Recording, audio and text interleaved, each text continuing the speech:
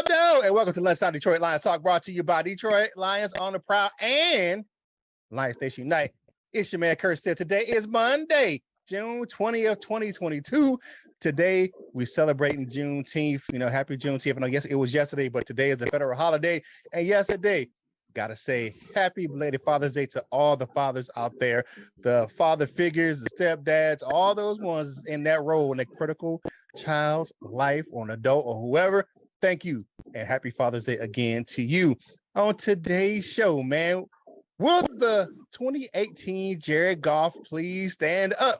Josh Paschal signs his rookie deal, and LL looks at the state of the Lions salary cap. But before we get to all that, I got to bring in the rest of the crew. Man, he may not have no kids, but he got plenty of William calling him daddy. It's my man, LL Cool. What's going on, my dude? That was a good one. Good morning, Proud Nation, and what's down? Hey, y'all know who it is, man. He celebrated yesterday with Father's Day because he got a gang of them kids, man. It's my man. He is the boxing pride of Jackson, Michigan, the Wolverine Lion. Who? It's the Wolverine Lions. Coach Mike Jones. What's going on, Lion fans? Hey, let's get this thing started. Right now. Let go. It's Detroit Lions talk, baby.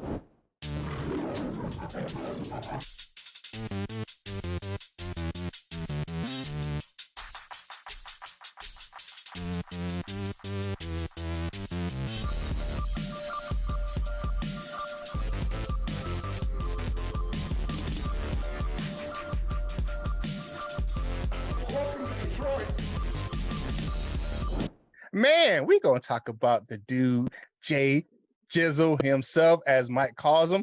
Tell me about what you want to see from that, brother.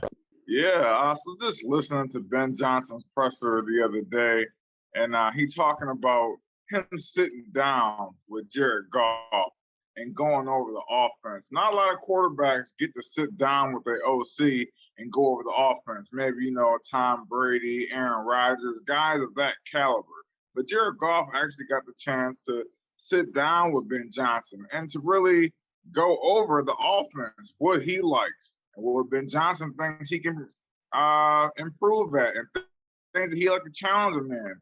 And, with all that being said, and then you think about the mix on offense that he has, that usually when you start a training camp, 9 times out of 10, the defense has an advantage over the offense when you first start off.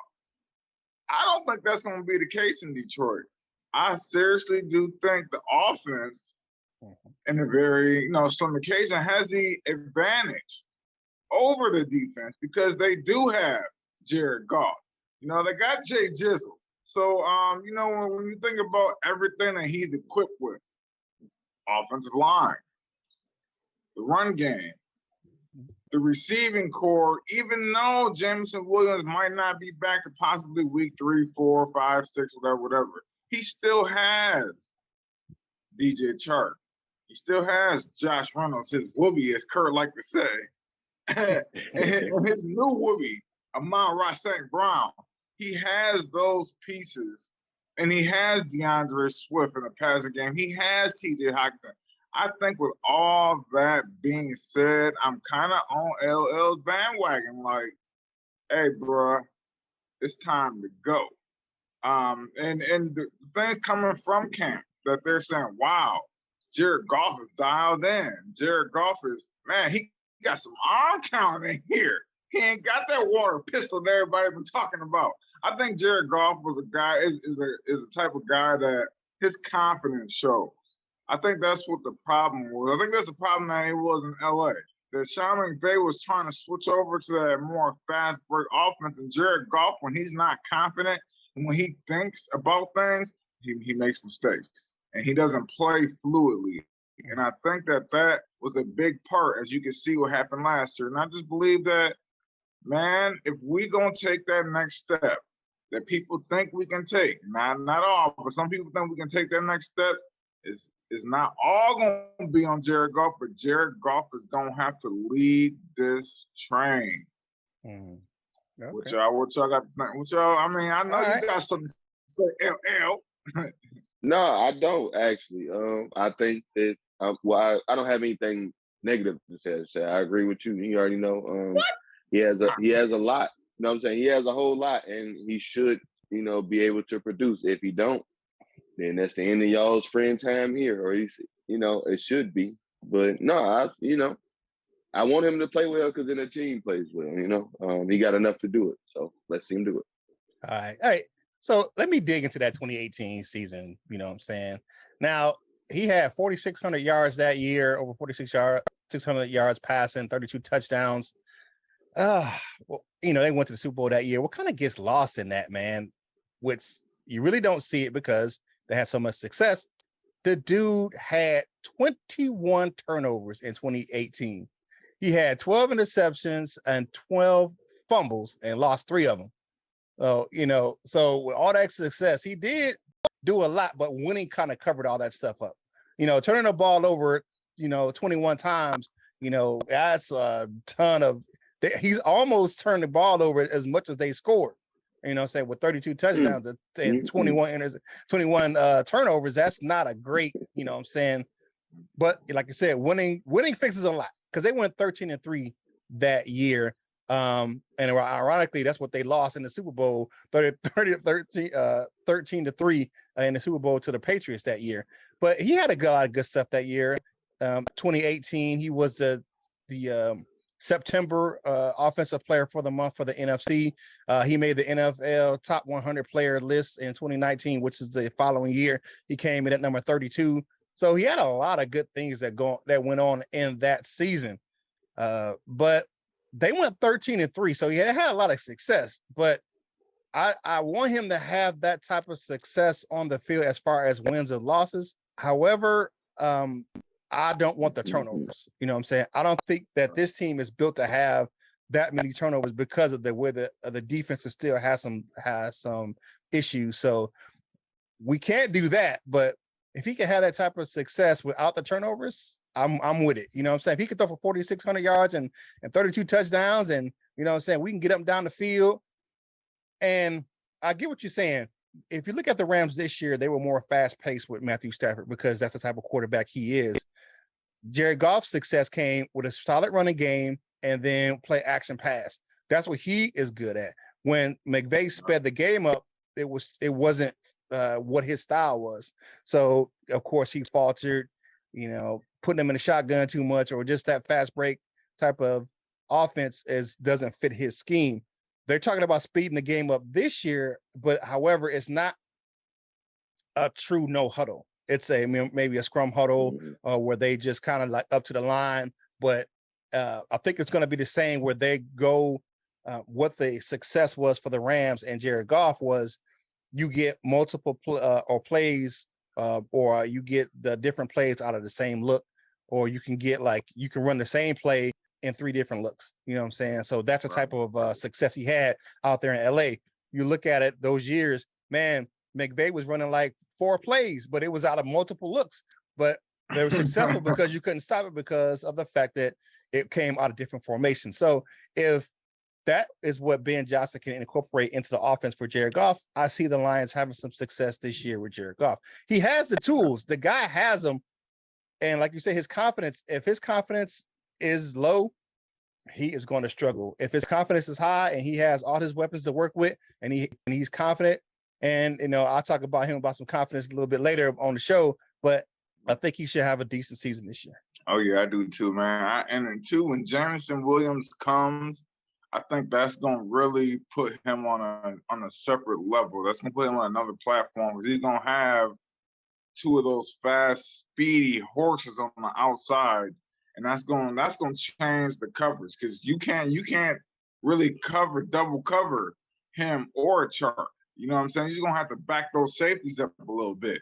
And that's going to open things up underneath for the run game, for TJ Hockenson, for Myron St. Brown to run around crazy. I just see a whole lot of good coming from that. And you think about it, that's how really that put Cooper Kupp on the map was those underneath routes out there in LA. And if that's the case, and he had that success with Amon-Ra St. Brown, man, they can definitely break the season wide open in Detroit with that offense, man. So but it's going to depend on if he can get out of his head. Between the shoulders is where Jared Goff struggles a lot, his confidence. And if he can come in there and be a confident player like he was in LA in that 2018, 2019 season, he definitely can be a threat. He has the talent, man, but sometimes you got to get out of your own way. You got to get out of your own way.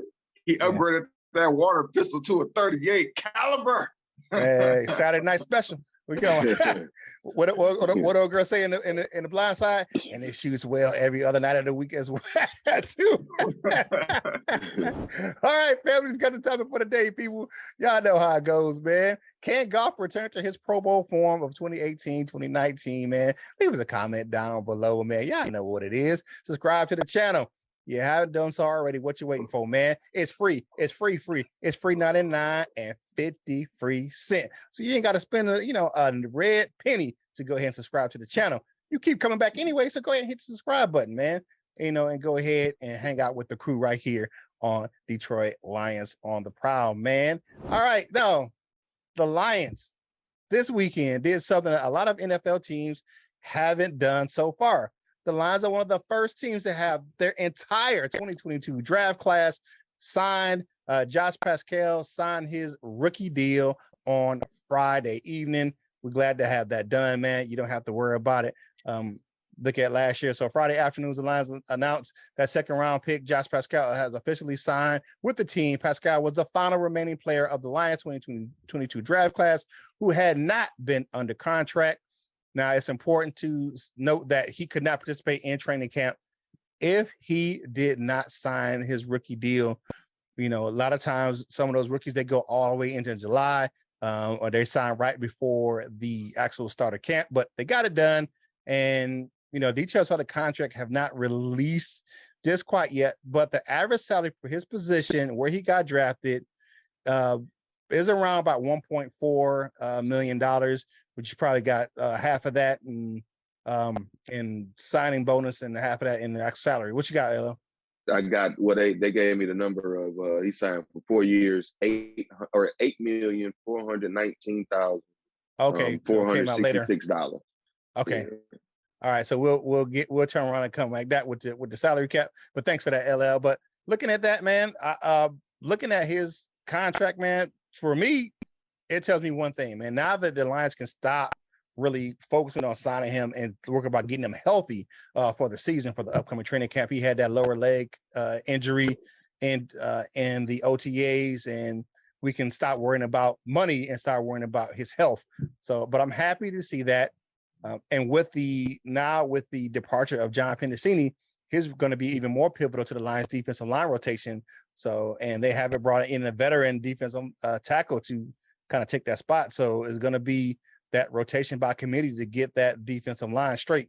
So what do you got on this, LL? I believe that's good. In my mind, like whenever I hear that, that they stand early, in my mind, it's like, so they can, do stuff with them in between time. I could be wrong, but that's just how I see it. Because like you said, most times they won't sign until right before camp because that's when they got to be there. They might have just, they might have tried to talk to him or whoever might have spoke to him or whatever it is, saying, hey, during this off time, we actually going to be meeting up and stuff. And we might need you to sign just in case, you're coming off that injury.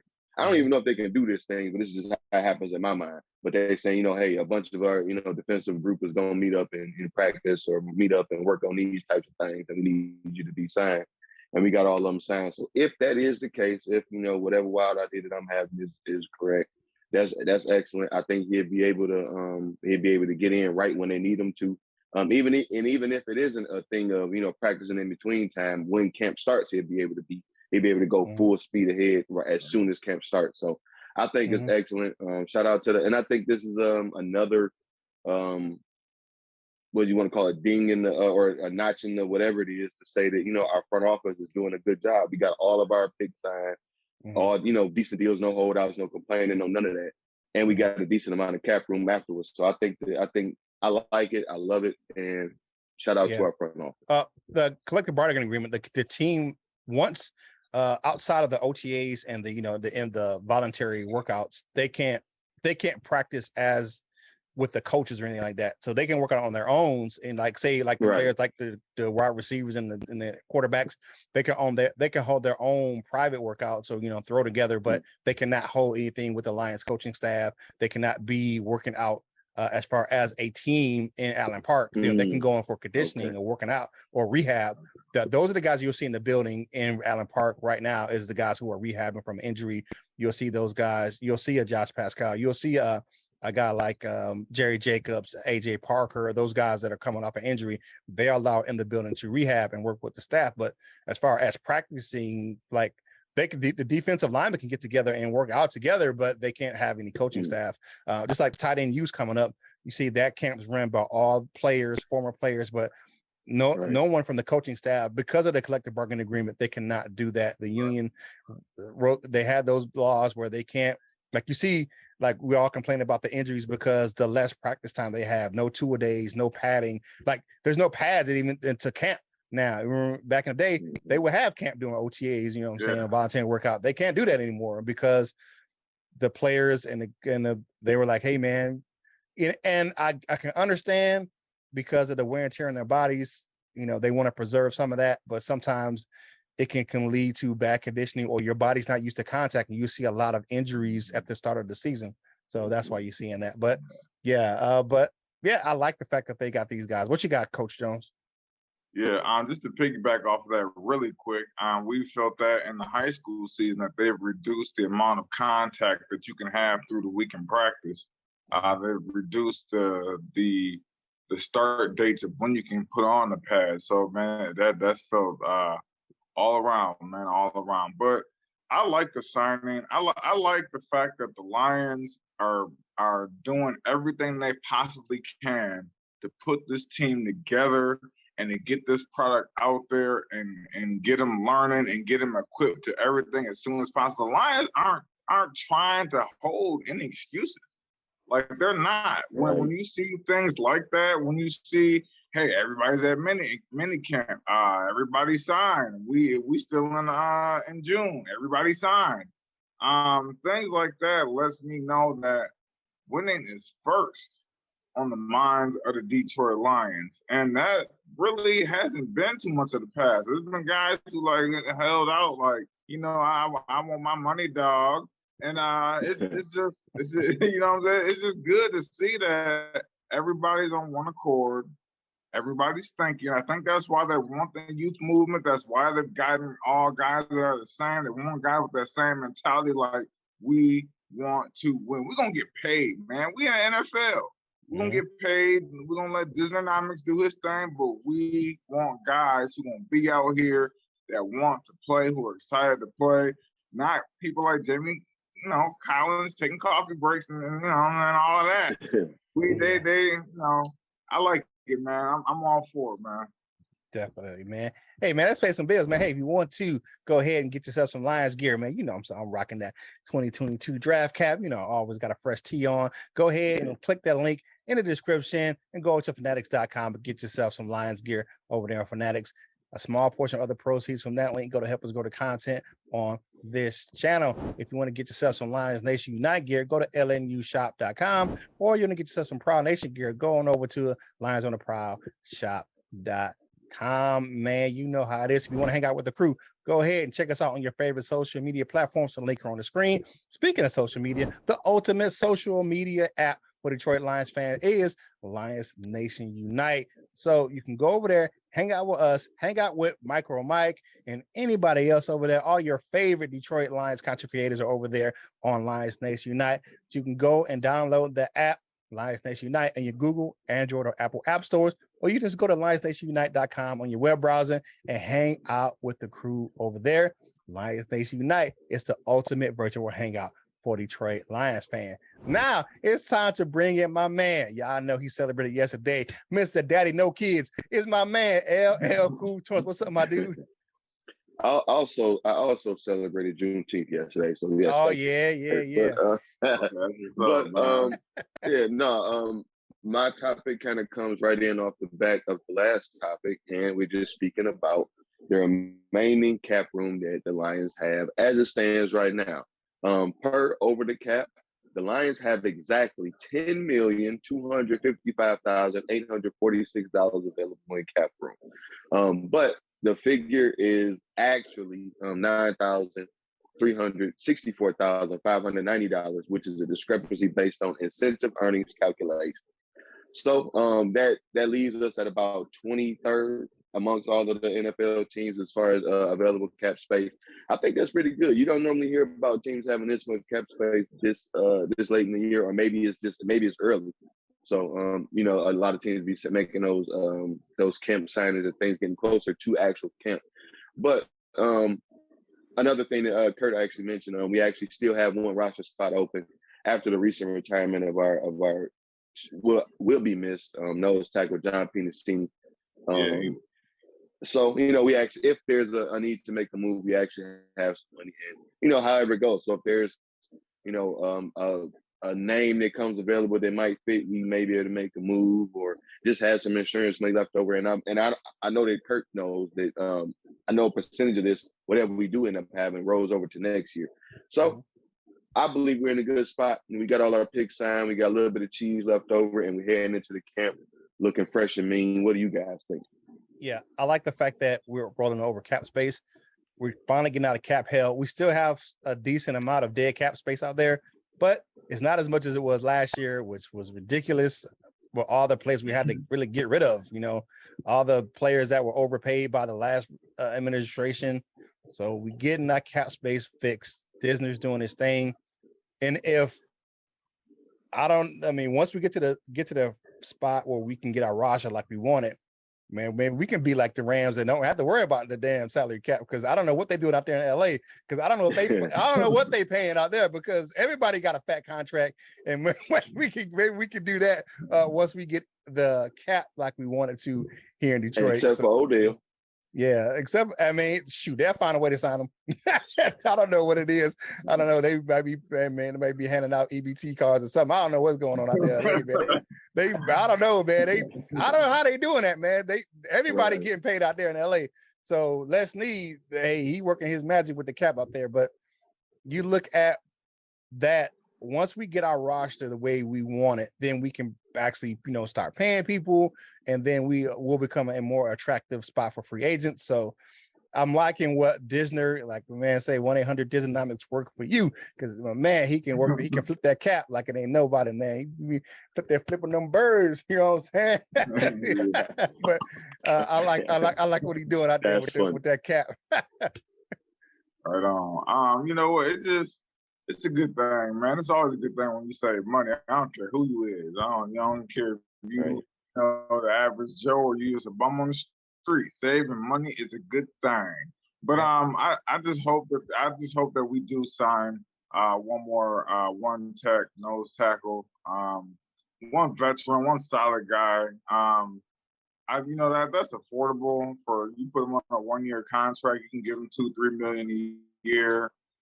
For that year, you know, depending on when we sign them. I hope it's sooner than later. I just want to start the season off going full strength, and I think that they do too. So I think somebody will be signed by, you know, I think after week 1 of preseason, I think we'll see, you know, kind of have it measured of what we need, and I think they're saving that for the guys who get cut and for them to pick one up. So I'm just happy with the cap situation, man. I'm glad that, like you said, Curt, that Quentin Trisha, whoo! So what's up? They was paying nobody. They was paying nobody, buddy. Nobody.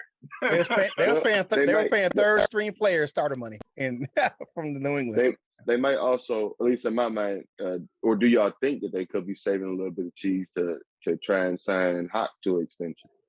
Yeah, they will, but they'll work it, and it'll be, if it's an extension, they'll work it where it won't affect this year's salary cap. It'll be to the further years. And if you look at that, even at that situation, the salary cap is going to adjust again once we get the actual roster set, because you're not going to carry that much salary with all the guys that you're going to release. You're going to get some salary cap relief once you release a lot of these guys off the roster. So it's going to be some.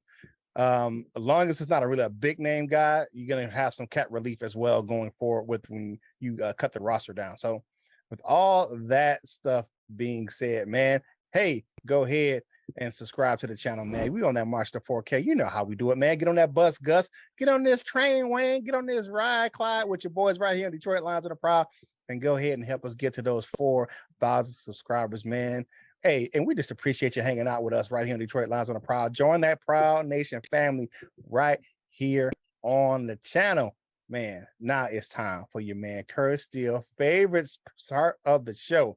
It's time for us to do what, man? Zip our lip and see what you had to say about this last couple of shows right now. It's time for the comment cards, baby.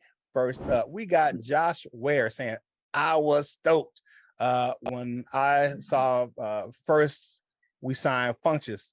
I thought that he'd make a good number 2, but then I realized that how far he's fallen off. So I think he's brought in solely as a safety net in case Mitchell isn't ready. Well, even if Mitchell isn't ready, I mean, he's got an opportunity to make the roster. I mean, you look at the guys that's Brock Wright or, who the other guys that's in front of him right now, he has a chance. If he goes in there, did what he's supposed to do, and he's from that, right at D313 area. If he bounce up and do his thing, man, he got a chance to make this roster. So good luck to Devin Funchess. Friend of the show, Tornado says, good morning. Good morning, Tornado. Hope you enjoy the heat today. You're doing great. Thanks. And I enjoyed the heat. I take that. We had a couple high 90s days last week. I take that any day over any of the other stuff that we'd be getting. So thanks for the comment, Tornado. Yeah, I appreciate that heat wave. Alan Lawrence says, isn't Cornell a fit for his replacement?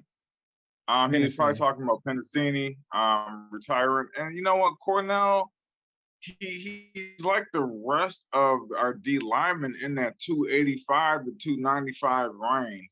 We don't really have that monster space eater in the middle besides Aline. And it's going to be a battle for him to, to make the team because our defensive line is so deep. But I do think still, even though we still need that 315, 20 plus pound player, man, that space eater in the middle, man, that just swallow up everything. All right.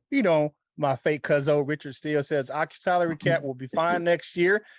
More than enough to have high picks and get some star free agents. I hope so, Rich. I hope so. Right. Jay Money, since we're talking about cap space and stuff, says I guess he's speaking about John Pennicini. He says he has calcium deposits rapidly growing on and in his shoulders and his back and neck. So he had surgery last year to remove it. It said it was the most painful thing he went through, and it had to grow back, causing pain, and probably doesn't want to go through the pain again. Just for a little more mobility, and it immediately starts growing back. Pain never stops. Pray for him and his family. Yeah. I don't even care. Like that's, if it is for health reasons, whatever the reason is, he felt it was time to go, and I appreciate you for your time that you had here. Yeah, that's that. Right, remember when I said quality of life, I say I think it's probably going to be a quality of life while he retired. Yeah. Hey, man, much more power to you, man. Shane Owens says, side note, remember I said it. He do the emojis. I don't really do all of that. Emoji. We will win the North this year. One pride. You know what? I'm not gonna say we don't have them. We do have a chance. When you think about, the Minnesota Vikings leading the way, but they got Kirk Cousins at the helm, so you already know he's gonna falter at some point in time during the season. Aaron Rodgers out there with his depleted core. They got that boy Watson, that rookie out there with the drop seat with the E-Brizzles. You know what I'm saying? So yeah, man, I just, it's wide open. The Bears, they ain't even got 17 tight ends no more. So, you know what I'm saying? They ain't got nobody. So, there's always a chance, man. There's always a chance. So, hey, I feel you. That's how I feel. I feel that the NFC North is for anybody's taking, and I think we got as good a shot as anybody else. But thank all of you guys for those comments. Of course, leave those comments throughout the show on our topics, on the family discussion topic, and we'll pick 6 of them to go on to the next show. But sliding from Curt's favorite segment to Curt's segment, and it's all of our favorite segment, and that is the Dessert with your man Curt. What you got for us today, man? All right, Dessert with your man Curt is brought to you by Delightful Bites, custom cookies and desserts for any occasion. If you like how they look, you'll love how they taste, man. Going over, check her out on Facebook at Delightful Bites. If you don't do the Facebook thing, you can go over to the TikTok and Instagram phase and wipe your mouth and drooling all over your keyboard and everything with the TikTok and Instagram, because man, them things look delicious and they taste delicious. Delightful Bites, get your cookie on. All right, congratulations to one Mr. Jared Goff, man. He got engaged to his longtime girlfriend, Kristen Harper, over the weekend. It's all over her Instagram page. You know, she's a Sports Illustrated swimsuit model. He went ahead and put a ring on it. It was on her page. I think it was June 16th is the actual date they got engaged, but we'll see how that affects his play. We were talking about his confidence. He got enough confidence to, you know what I'm saying, propose. You'll see how him being in that committed relationship and that, you know, that status of being a, you know, betrothed man will help him in the season. But congratulations again to my man, Mr. Jared Goff, and his new fiance, Kristen Harper, man. And that's always good to see love and, you know what I'm saying, and go ahead and cement that relationship, man. So again, congratulations to the both of them. And that's your Dessert with your man Curt, brought to you by Delightful Bites. Like I always tell you, Delightful Bites, get your cookie on. Now it's time for final thoughts for today's show. What you got, my man LL? Go ahead, Daddy No Kids. What you got? Well, with my final thoughts, one of them is make sure that we hit the Wall of Fame. But my final thoughts is, you know, happy Monday, happy Father's Day, and happy Juneteenth. You know, enjoy your day. All right, let's double back to that Wall of Fame right quick before we hit the Coach Jones. All right, go ahead. Thank you, brother. I appreciate that. All right, first up, we got my man Detroit Drew is in the building. We got Midwest Lion, Brian Stover, Everything King, and Shano the Insano to the bronze members and our silver members. We got my man Nomus J. We got Batman of the 313, John Martin, Shannon Peck, Henry Wallace, and Go Lions. And our gold members, we got my man Mr. Reliable Michael Huck. We got Larry McQuiston, Tornadoes in the building. He had that wonderful comment. The ordained minister, he got ordained recently. My man Turner C. Burley is in the building. We got Lady Lionel of Deuce Baggett, Miles Gibbs, my man be holding it down, the jazzy one himself, Mr. Paul Jarosby in the building, and the Dr. Detroit. He is always in. To become a member of the Wall of Fame, click that join now button in the description. Now it's time for my man Coach Jones, man, to go ahead and give me his final thoughts. Yeah, man, I just want to say again, happy Father's Day to all the fathers out there, all the stepfathers, all the guys who are just in somebody's life to help them, to mentor them. That's crucial, man. That's very crucial at this time, especially in life, where we need the guidance of father figures or fathers out there to direct the people and the youth of the world, because we just in a place right now that's not good. We're in a place in this world where we've had no direction, kids with no direction growing up, and they're going out there and they're doing whatever they want to do, and it's just you know, it's just not a good place, man. So we got to uplift the fathers. I know they say, oh, that Father's Day is like a second tier holiday, man, but if we uplift and start praising these fathers, man, maybe more people will want to be fathers and want to be good men and good human beings to other youthful, young, and even older people, man, and be an influence in their life. So that's what I got to say, man, for my final thoughts for the day, man, is, hey, be a good dad, be a good father figure, man, be that special person to someone. Yeah, definitely. And and I heard this, somebody was trying to call it secondary parent day. Nah, man, we dads, we fathers, man, and we do our thing. We hold it down for our, you know, for our families, man. And you know, ain't nobody perfect, man, but you have to, don't downplay our role, you know what I'm saying, in society and our families, man, because we are a big part of what, you know what I'm saying, our children's life or somebody's life that may need it. Definitely. And you know, I know it's, you know, today is the day of Juneteenth, man. don't just take the day off and just, be queuing, man. Go ahead and we don't know what Juneteenth is. Go ahead and research it, man. Go ahead and find out why Juneteenth was such a big, important holiday in the African-American community. And go ahead and, really, look at it and really, and don't be trying to be like Walmart and swagger jacket, you know what I'm saying, with that, with the Juneteenth ice cream. Go ahead and find out why it became a federal holiday, and you will definitely be educated and surprised of why it's such a big deal for the African community. So Juneteenth, go ahead and celebrate it, but make sure you go ahead, like my man tell you, Luke G, don't be no chump. Do your research on Juneteenth. With all that being said, man, it's Monday, man. If you have the day off, celebrate, put a couple things on the grill, you know what I'm saying? Do your research, but enjoy your day of reflection on Juneteenth today, man. We really appreciate you right here on Detroit Lions on the Prowl, man. Like we said, I want to say a heavenly happy Father's Day to my two dads I had in my life, my man Curtis William Steele Sr., and my pops, you know what I'm saying? And then John Zamora, my stepdad, who raised me since from the age 11 to adulthood, you know what I'm saying? I had the privilege of having two strong male role models in my life, man. And sometimes you don't get one, and I was blessed to have two. And I will always be grateful for the things you did for me and the way you mentored me throughout my life.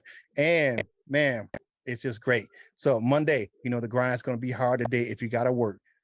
If you need some help, take a step back, take a deep breath, ask for it, get your help.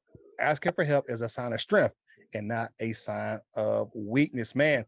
And, whatever you eating, you know what I'm saying? If you eat at the barbecue or whatever, you know what I'm saying? And you need the crumbs, that sauce off your face, man.